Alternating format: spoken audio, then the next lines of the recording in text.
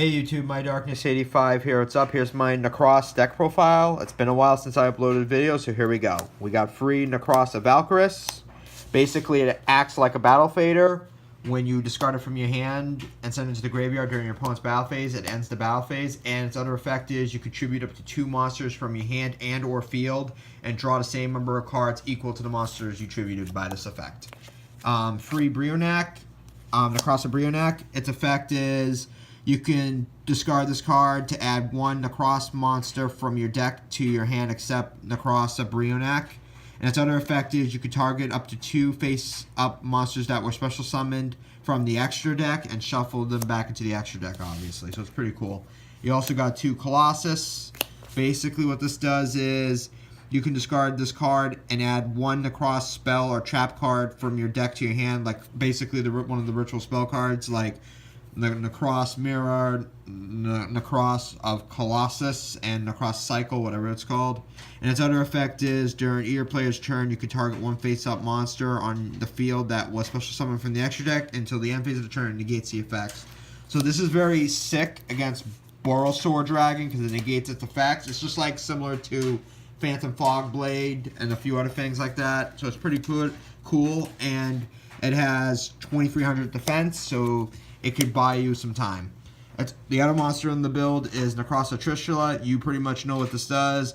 Its first effect is during either player's turn when a card or effect is activated, you could discard this card from your hand if it targets a Nekroz monster and negates the effect and destroys it. And its other effect is when it's summoned, you can select 1 card from your opponent's graveyard, field, and 1 from their hand at random and banish them. So it's pretty good. And this one basically negates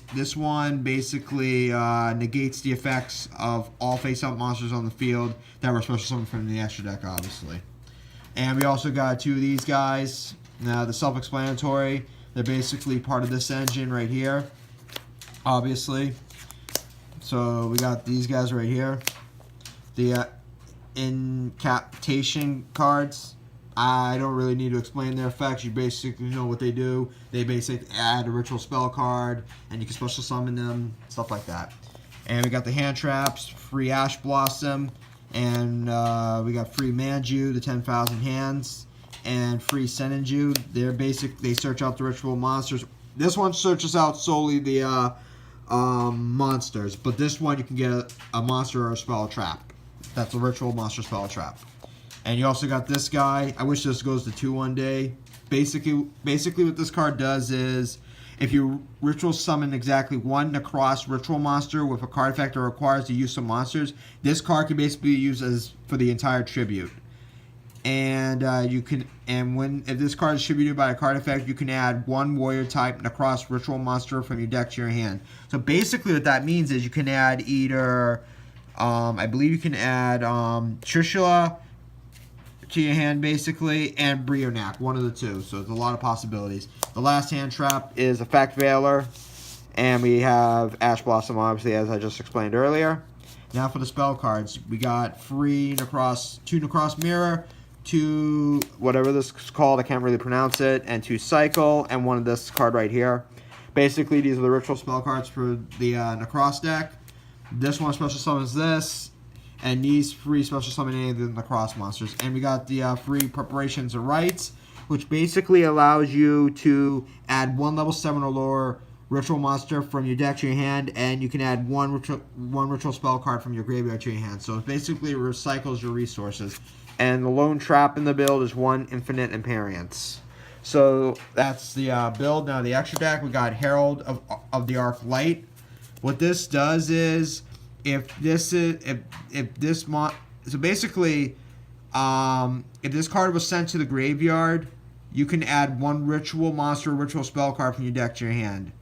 So and its other effect is during either player's turn where a spell or trap card is activated or monster effect is activated, you can tribute this card to negate the activation and destroy it. You got this Brionac, Black Rose. We got Trishula, the Leo, Keeper of the Ancient Sacred Tree. We got a Ghost Rail Star Eater, Shu and Quasar. Mainly, these guys, these 2 right here, are solely used for, I believe, the Colossus or the Cycle, or the Mirror. It's one of the three that these are mainly used for. And we got the Abyss Dweller, which negates effects in your opponent's graveyard.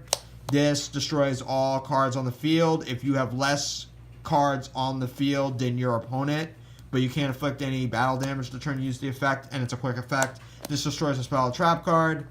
The Utopia package. And this basically is mainly used to bring out this guy, obviously, through its effect when it destroys a monster in battle. So this is the Nekroz deck. I hope you all enjoy. More videos coming soon. Later, guys.